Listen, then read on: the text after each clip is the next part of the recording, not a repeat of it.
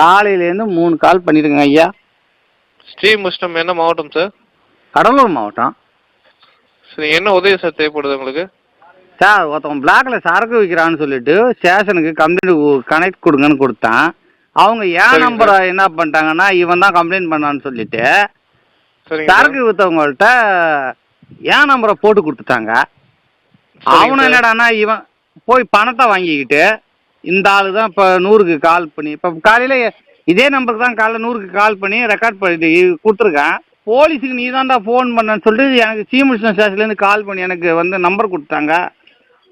நீ தான்டா கால் பண்ணி சொன்னியடா, உனக்கு வெட்டாம விட முடியும் என்ன தேடுறான். நான் வந்து தோப்புல ஒளிஞ்சிக்கிட்டு தண்ணி விடல எனக்கு, நான் வந்து ஒளிஞ்சிட்டு உட்காந்துருக்குறேன். இப்போ எங்கே உங்களை வெட்ட வந்திருக்காங்க? இப்போ அதை தான் கம்ப்ளைண்ட்டாக கொடுங்களா இல்லை என்ன சார் கம்ப்ளைண்ட் கொடுக்கணும் உங்களுக்கு?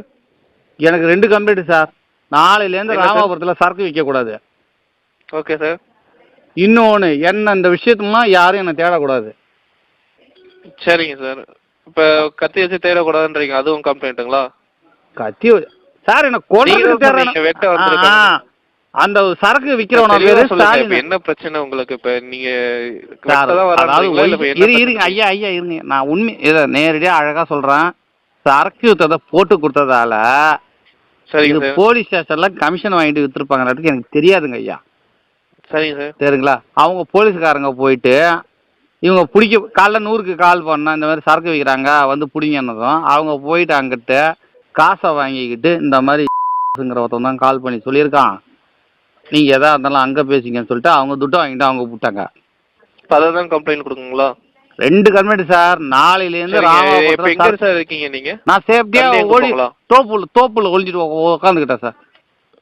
சார் ஸ்டேஷனுக்குலாம் நீங்கள் ரிக்வஸ்ட் அவங்களே துட்டு வாங்கிட்டு அவங்க தான் சார் முக்கிய காரணமே. ஒன்றும் பிரச்சனை இல்லை, நீங்கள் கொடுங்க சார். ஒன்றுன்னா உயிர் தானே போகுது சார், பார்த்துக்கலாம். குறிப்பாக இந்த ஆடியோ தற்போது நம்ம பார்த்துருக்கிறோம். குறிப்பாக இந்த ஸ்ரீமுஷ்ணரையே கள்ளத்தனம் மது விற்பனை செய்வதை காவல் கட்டுப்பட்டறை 100க்கு தகவல் சொன்னவரை மது விற்பவர்களும் போட்டு கொடுத்திருக்காரு இந்த காவல்துறை அதிகாரிகள். இருந்த போதிலும் அவர் மீண்டும் 100க்கு போன் செய்து புலம்பம் ஆடியோதான் தற்போது பார்த்து கொண்டோம். கடலூர் மாவட்டம் ஸ்ரீமுஷ்ணம் அருகே ராமாபுரம் பகுதியில் கள்ளத்தனமாக மது விற்பனை செய்யப்படுவதாக காவல் கட்டுப்படைக்கு அதாவது கட்டியாப்பைச் சேர்ந்த ஜேசா என்பவர் தகவல் அளித்திருக்கிறார். இந்நிலையில் அவர் அளித்த தகவல் தன்னுடைய அடையாளத்தை கூறி போன் நம்பரையும் காவல்துறையினர் யாரோ கொடுத்து விட்டு வந்துள்ளனர் என மீண்டும் அதே ஆடியோ வெளியிட்டுக் கொண்டிருக்கிறார். தான் தலைவராக இருக்கிறேன் என்றும் தன்னுடைய மனக்குமுறலையும் வேதனையும் அச்சத்தையும் ஜேசர் வெளிப்படுத்தியிருக்கிறார். இது குறித்த ஆடியோவும் தற்போது வெளியாகிருக்கிறது.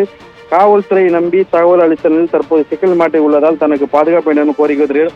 இதே போன்ற சம்பவமானது திட்டக்குடி பகுதியில் அதே ஒரு தனியார் தொலைக்காட்சியில் பணியாற்றும் நிருபருக்கும் இதே போன்ற சம்பவமானது நடைபெற்றது.